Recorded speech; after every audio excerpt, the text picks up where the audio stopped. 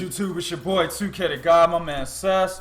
Welcome to the Gods of Boxing Talk. Now, for this segment of What's Hot, what we want to talk about is two beautifully juicy, luxurious type fights that are possible. One's already on the docket. The other one, a lot of people are talking about it. The managers of the respective camps have come out and talked about it.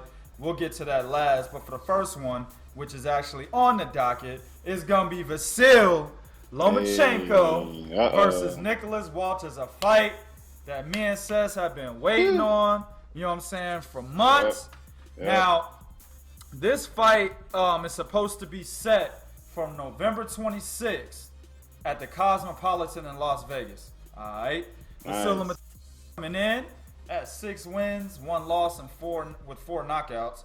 He's the WBO 130-pound champion, okay?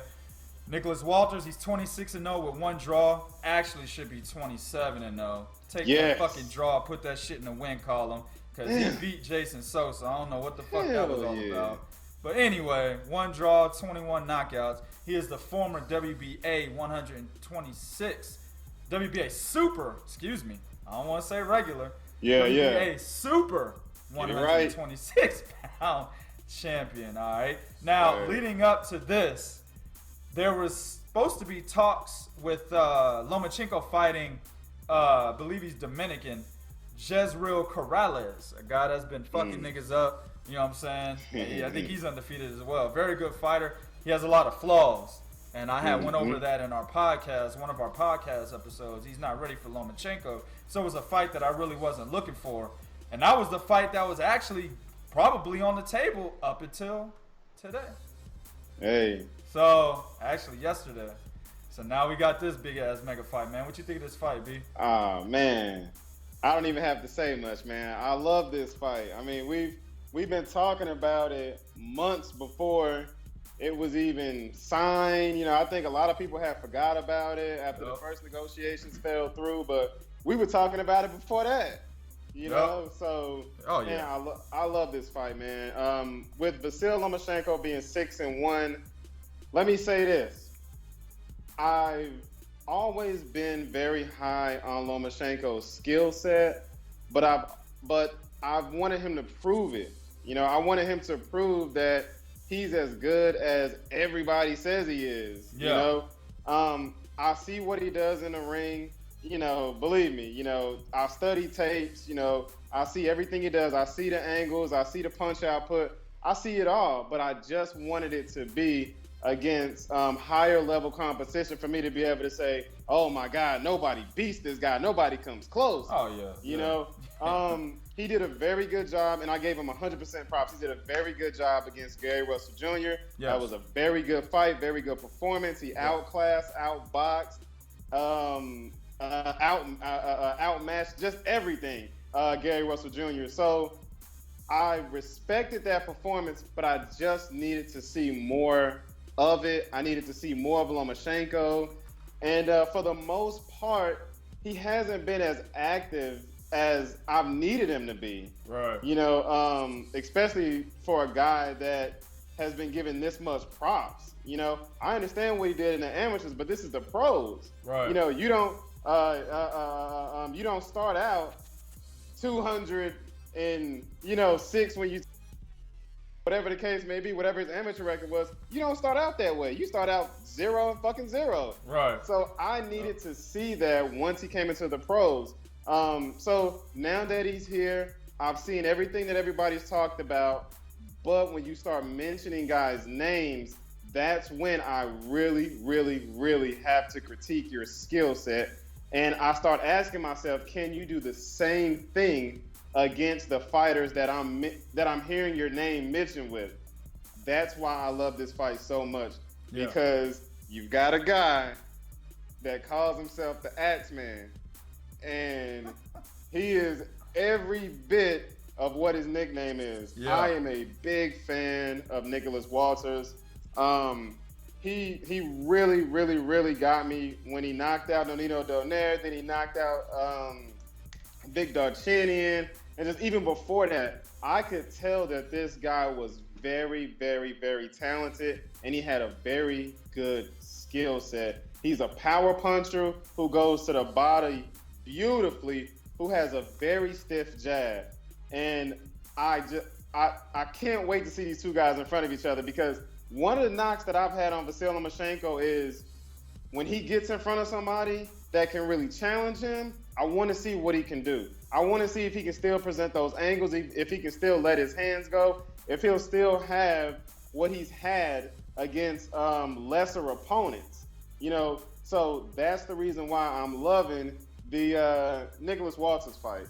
Right. You know, and I'm really looking forward to it, man. I hope both guys come in 100%. I hope they get in there and they give it their all. Yes. I'm not expecting anything less.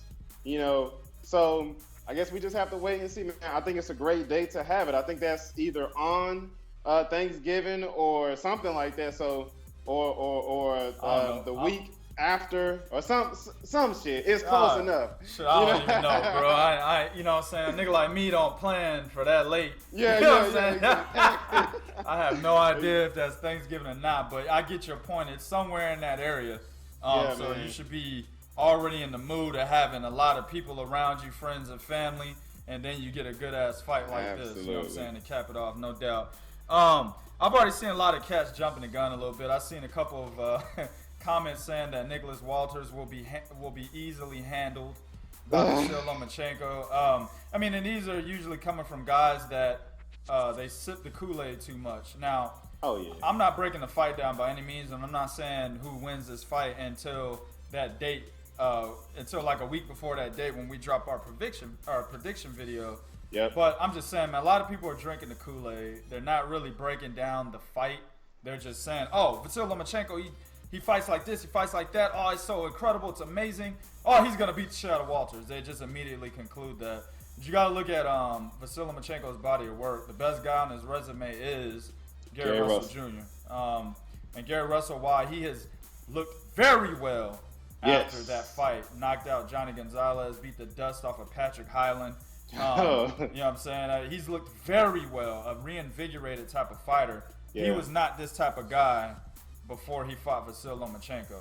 There was a lot of things in Gary Russell's game that I see now that he did not do back then. Now, I'm not taking the win away from Lomachenko at all. That was a great win.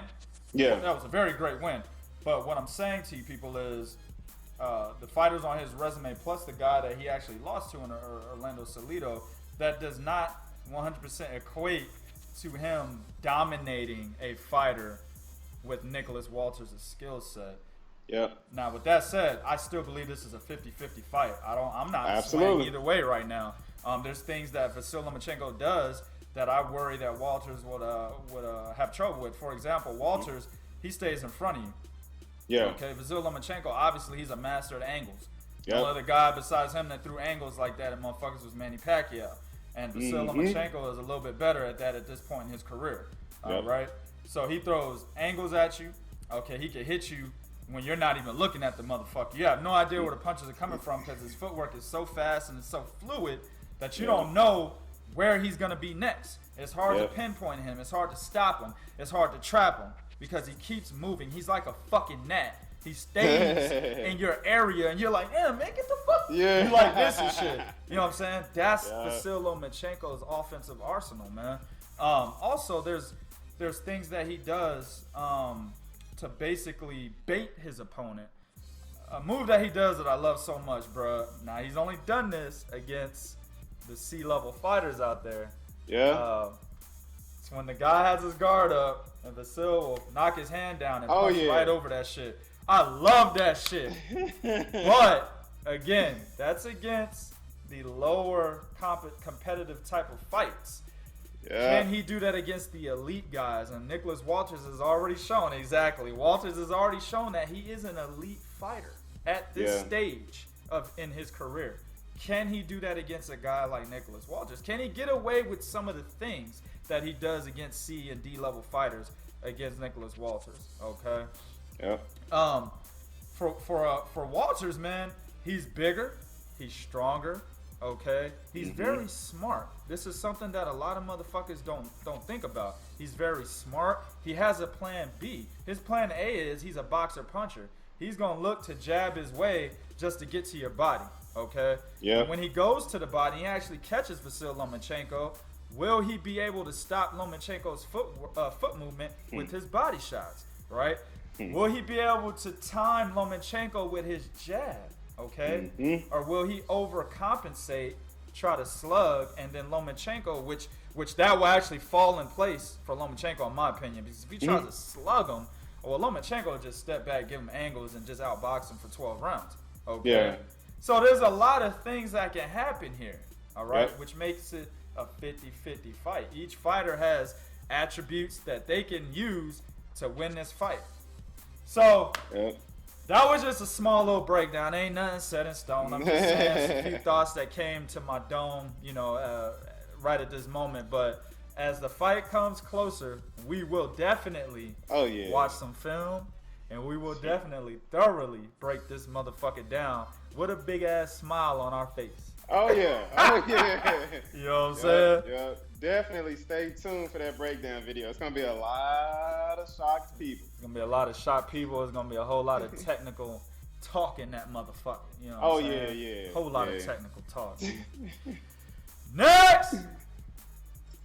Ironically, on the same date, Anthony Joshua might be facing Wladimir Klitschko, November 26th in Manchester. Wow. Yo. Now, this is not set in stone. This is what I was saying at the beginning of the video. Just each person's managers or each fighter's managers have come out and said some things.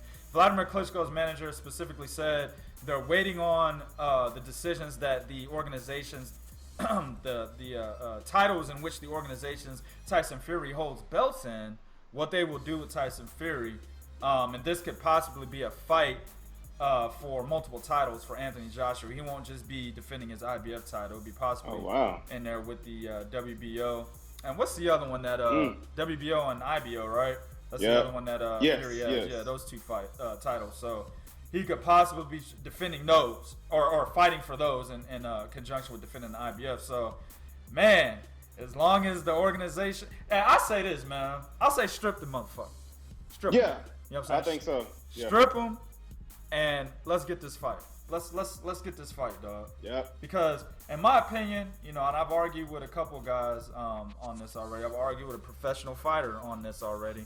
I think Anthony Joshua, right now, I think Wladimir Klitschko is a little too soon, and I'm not gonna go into why, because I don't fucking feel like it. And if this fight is actually made and is set in stone, I will definitely go into why I think Anthony Joshua is too soon. It's too soon right now for Anthony Joshua. But one thing I want people to remember is this. I've seen a lot of people come out and say, yeah, Anthony Joshua's going to knock him out in 2 rounds and he's going to fuck Wladimir Klitschko. One thing you guys got to remember, B. Well, it's more than one. This is the first one. Wladimir Klitschko is the second most dominant heavyweight of all time behind Joe Louis. Okay. That's number one. Number two. Wladimir Klitschko only has 4 losses. Okay. Yep. 3 of his 4 losses were against guys who had inside games, who got on the inside of Wladimir Klitschko. They got inside his jab and they touched his chin. Okay.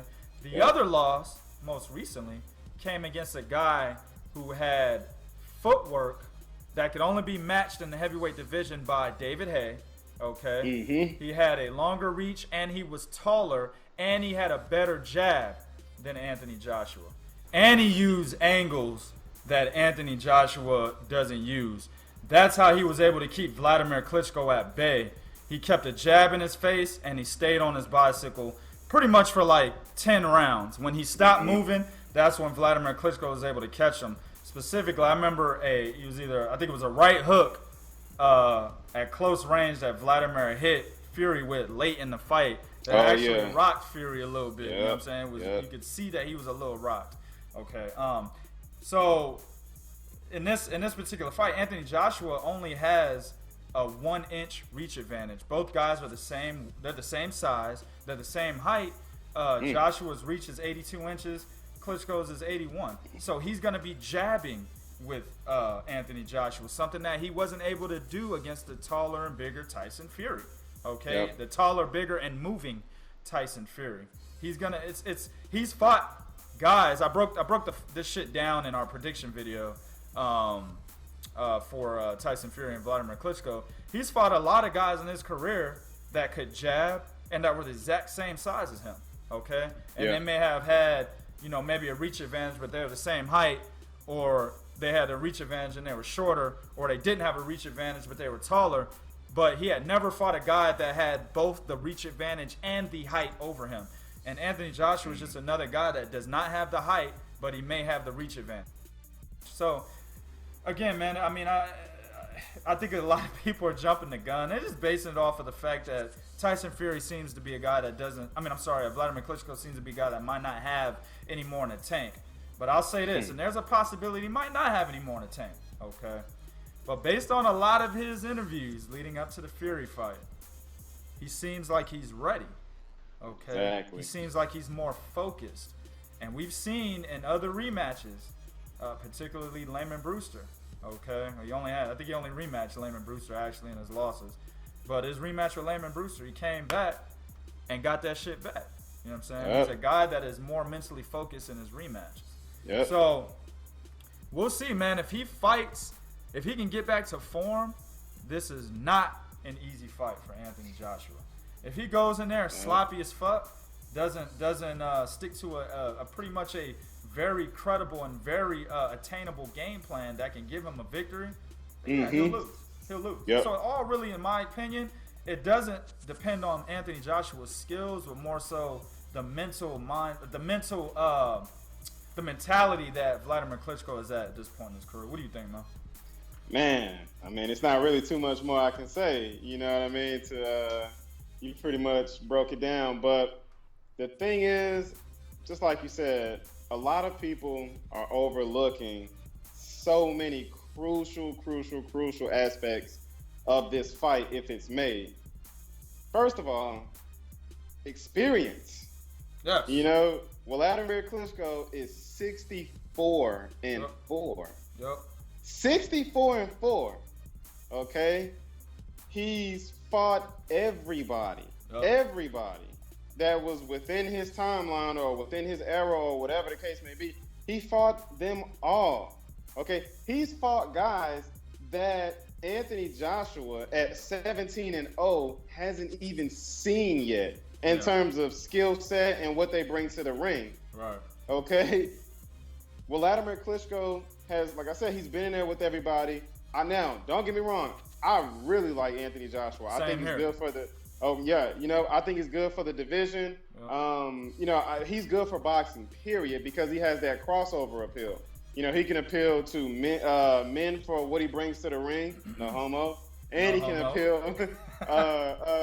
to women, you know, as well. So he has it all, you know, but at the end of the day, he doesn't have the experience to be able to match up to a heavyweight that is 40 years old. I'll give you that. He's 40, but he's not an old, slouchy, over-the-hill 40, okay? He's still a guy that keeps himself in very, very, very good shape. He's a very smart guy in the ring and also outside the ring. Right. This guy, he's fucking book smart, you know? So he knows about the body. He knows how to keep himself up. He's a guy that even when he may look a tad bit flabby, he's always swimming. He's always doing something that keeps himself in at least decent condition while he's not training. Right. So I don't think he's a bad, like I said, over the hill 40 years old. He's still a very competitive, very smart, very sharp-minded 40-year-old fighter who's seen everything. You know what I mean? So there's not much that I think Anthony Joshua is going to surprise him with. Now, what can happen is he can surprise Anthony Joshua with some shit because he hasn't had the opportunity to see it. You know, now don't get me wrong, I'm not shitting on the fight. I like the fight. I like the fight. Yeah. So we're in agreement. If this is what the promoters want to do, that's perfectly fine with me. Absolutely. But personally, I think Anthony Joshua should have probably fought Joseph Parker first. Yes, that's what I said earlier. Yep. You know, he should have took that fight first, got Joseph Parker out of the way, and then maybe they could have came back to this fight with Wladimir Klitschko. They would have caught him at an older age or whatever the case may be.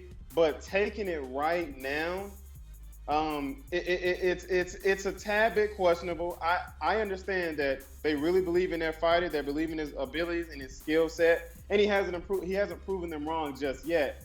But when I look at it with Wladimir Klitschko, I kind of look at Anthony Joshua and say, well, who has he fought? You know, he's fought Charles Martin, a guy that we all kind of knew he was going to get out of there. Charles Martin didn't have the skill set. He didn't have any of what he said he had to be in the ring with Anthony Joshua and to be going across seas and jumping in the ring with this dude. You know, he has so many disadvantages going into that fight. Also, he fought Dillian Whyte. Now, I like that fight because he fought Dillian. That was an amateur loss. Dillian Whyte is he's one of those guys that just talks a lot of shit, tries to get under your skin, and Anthony showed up and showed out. So I respected that about his game. I liked everything he did in that fight. But at the end of the day, Dillian Whyte was on the same level as Anthony Joshua. Yeah. When they met each other in the pros, you know? So, of course, had they been on the same level in the amateurs, Joshua would have served his ass. You know, I think in the amateurs, Dillian Whyte had been fighting, or he was coming over from kickboxing or some shit like that. Mm-hmm. You know, and he got in there and he was able to do what he did against Anthony Joshua. But once they got in the pros, they're on the same level, totally different ball game. Right. So, like I said, I like the fight. If this is what they want to do, hey, I'm in full agreement with it. I just don't think the young man is ready. He's 26 years old. He has a shitload of career left in front of him. Yeah. I think anybody would fight him right now, and anybody would go over there, you know, to fight him. Yeah. You know what I mean? Because of the implications. What stands if you beat him? You know, what you gain if you beat him? You know, I am a little conflicted with this fight because in the back of my head, I'm saying, well, hey, look, if you want to get Klitschko, the time would be now. You know, if you want to go ahead on and get him before he decides to retire or before he does what he wants to do and then leaves the game. Yeah. You know, but on the other hand, I'm thinking if you want to get Joshua, the time to get him is now when he's only got 17 fights and he's still learning. Yeah. So I can go either way with this fight. But at the end of the day, I got to look at the records, and I have to say 64 fights with 4 losses, that is extremely good. And he's fought everybody.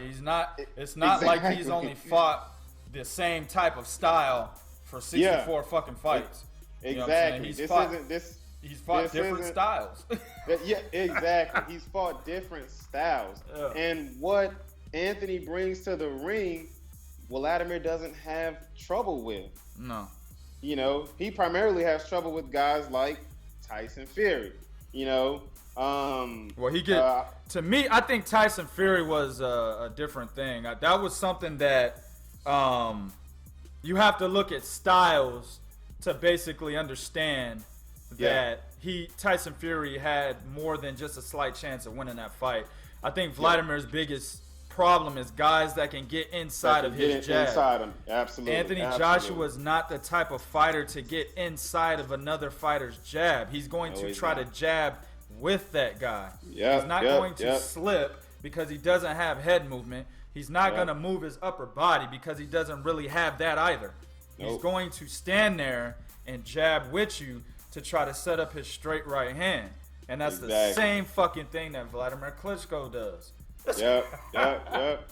So, like I said, not shitting on the fight. I love it. I think it's a good fight, or I think it will be a good fight. Let me put it like that. But at the end of the day, I would probably have advised against it. I don't know if I risk my young guy right now, especially when he's riding this tidal wave. Yeah. But it is what it is, man.